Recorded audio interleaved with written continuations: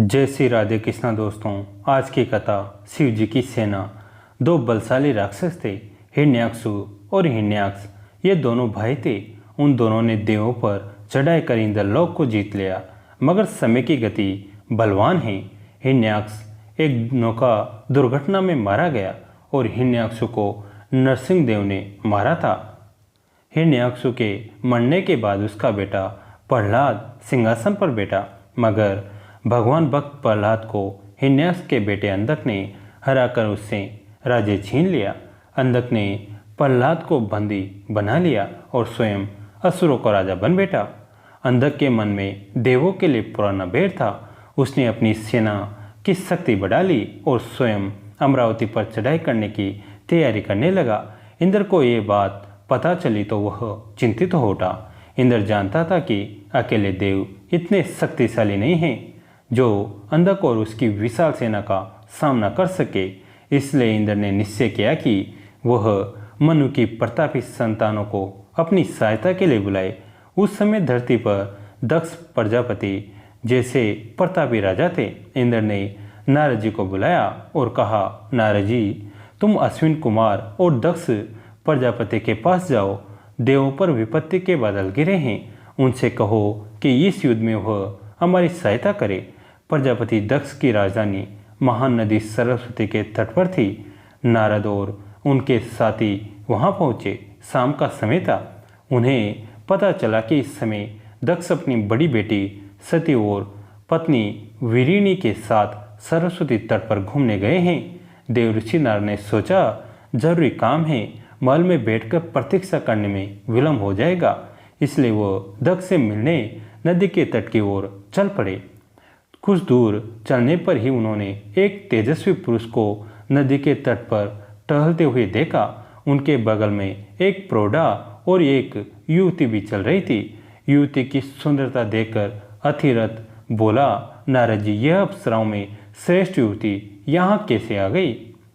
नारद जी हंसकर बोले, मित्र, यह प्रजापति दक्ष की बड़ी पुत्री सती है। कुछ ही दिनों में इसका विवाह होने वाला है। पता नहीं किस भाग्यशाली को यह वरण करेगी। और दूसरी है दक्ष की पत्नी वीरिणी। यह कहकर नारद जी आगे बढ़े और दक्ष के पीछे जाकर बोले, दक्ष प्रजापति, मैं नारद देवलोक से आया हूँ। दक्ष ने पूछा, कहो देवराज, इंद्र तो कुशल हैं, अमरावती के क्या हालचाल है? नारद जी ने कहा, देवराज तो कुशल हैं, किंतु एक संकट इंद्रलोक पर मंडरा रहा है। इसी कारण मैं इंद्र का संदेश लेकर यहाँ आया हूँ।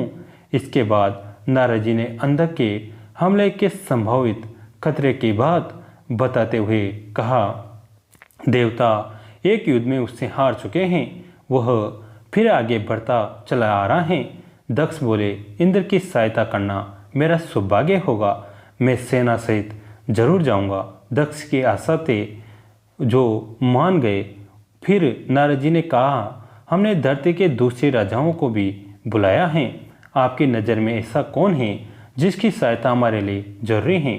दक्ष ने कहा, एक विलक्षण व्यक्ति है जिसका प्रभाव जनजातियों पर बहुत है। वो शिव के नाम से जाने जाते हैं। सब मनुष्य उन्हें देवादिदेव मानकर पूजते हैं। तब बुद्धि और योग से उनमें बढ़कर कोई नहीं। यदि वो इंद्र की सहायता करने को तैयार हो जाए तो देवों की निश्चय विजय होगी। मुझे विश्वास है कि नारद ये कार्य अवश्य कर पाएंगे।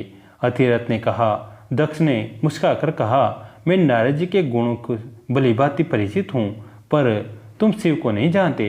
वह प्रकांड पंडित हैं, वो महान शिल्पी भी हैं। उन्हें अनेक सिद्धियाँ प्राप्त हैं। उनकी नगरी काशी इस धरती की अनुपम नगरी है। असुर, नाग, यक्ष और गंधर्व उनकी पूजा करते हैं। दक्ष की बात का सभी पर प्रभाव पड़ा। सती ने पूछा, पिताजी, अगर ऐसा व्यक्ति हमारी सहायता करे तो विजय निश्चित ही है।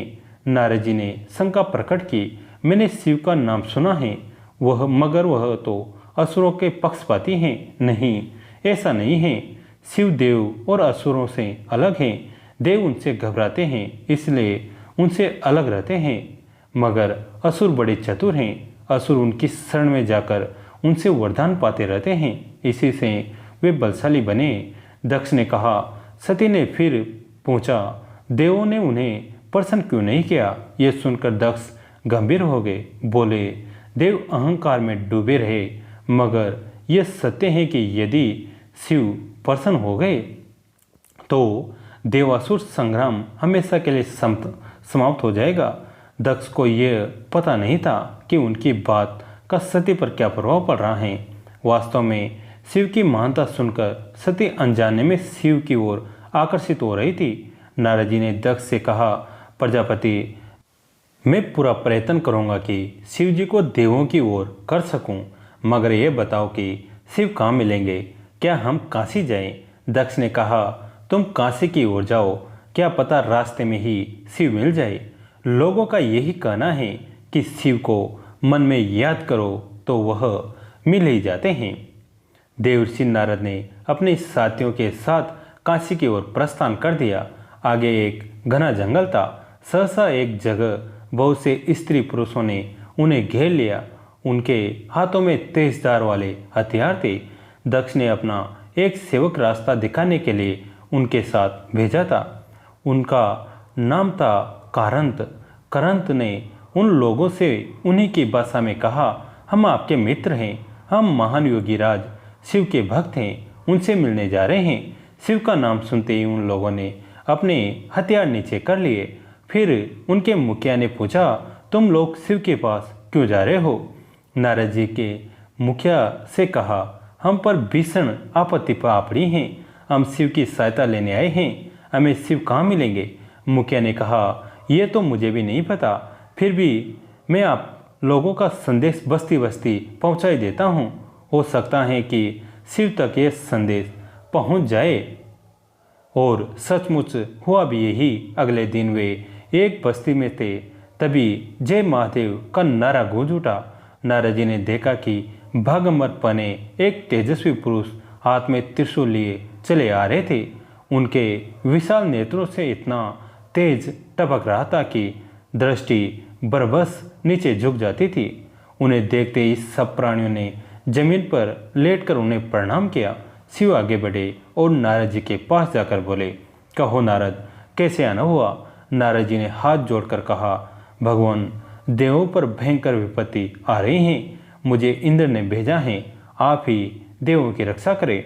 यह सुनकर शिव हंसकर बोले, हिरण्याक्ष और हिरण्याक्षु से हार कर देवों को अब इस मानव लोक की याद आई है। भगवान शिव की बात सुनकर नारद का सिर झुक गया। शिव फिर बोले, मैं जानता हूँ कि शक्ति पाकर असुर अन्याय हो उठे हैं, किंतु याद रखना यह धरती सभी की है। वेद, असुर, मानव सभी इस धरती पर मिलकर रहेंगे। नारद जी बोले, हम भी यही चाहते हैं भगवान। शिव फिर हंसे और बोले, नारद, अंधा का काल उसके ऊपर नाच उठा है, मैं युद्ध को आऊँगा। और यह कहकर शिव चले गए। पता ही नहीं चला कि क्षण में वो कहाँ लोप हो गए। शीघ्र ही एक विशाल घाटी में दोनों सेनाओं की मुठभेड़ हो गई। अंधक विशाल सेना लेकर आया। उधर देवों की शक्ति भी कम नहीं थी। शिव का त्रिशूल अनेक योद्धाओं का रक्त पी चुका था। उनकी सेना शत्रु सेना में घुस गई। वे भयानक संहार कर रहे थे। तभी शिव ने इंद्र की ओर इशारा किया। इंद्र तुरंत आए। शिव बोले, देवराज, इतनी हत्या व्यर्थ है, हमारा उद्देश्य शत्रु को हराना है, व्यर्थ रक्तपात बहाना नहीं। इंद्र की समझ में कुछ नहीं आया। शिव ने त्रिशूल छोड़कर धनुष उठा लिया। फिर बोले, अंधा कहाँ है, मुझे बताओ। शिव का रौद्र रूप देखकर इंद्र भी कांप उठे। बोले, भगवान, वो बिजली के समान अशु पर मुकुट लगाए जो तेजी से मार काट मचाता हुआ आ रहा है, वही अंधक है, लेकिन वह दूर है, निशाना लगाना कठिन है। शिव ने मुस्कुराकर इंद्र की ओर देखा, फिर प्रत्यंचा खींचकर बाण छोड़ दिया। बाण बाज पक्षी की तरह लपका और पल भर में अंधक का सिर जमीन पर लौटने लगा। युद्ध समाप्त हो गया। इंद्र प्रसन्न था। वह शिव को धन्यवाद देने के लिए देवों को लेकर चला, मगर तभी उसे मालूम हुआ कि शिव अपनी सेना के साथ अंतर्ध्यान हो गए। इस युद्ध के बाद सभी देव जुटे। सभी ने देवासुर संग्राम में दक्ष प्रजापति की वीरता की सराहना की और उन्हें धन्यवाद दिया। देवर्षि नारद बोले, देवराज, हमें दक्ष प्रजापति की नहीं बल्कि भगवान शिव का धन्यवाद करना चाहिए। युद्ध में विजय हमें उन्हीं के कारण मिले हैं।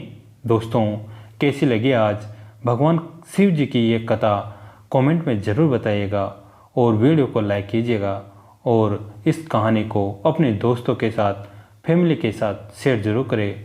दोस्तों, कहानी अंत तक देखने के लिए आप सभी का तहे दिल से धन्यवाद।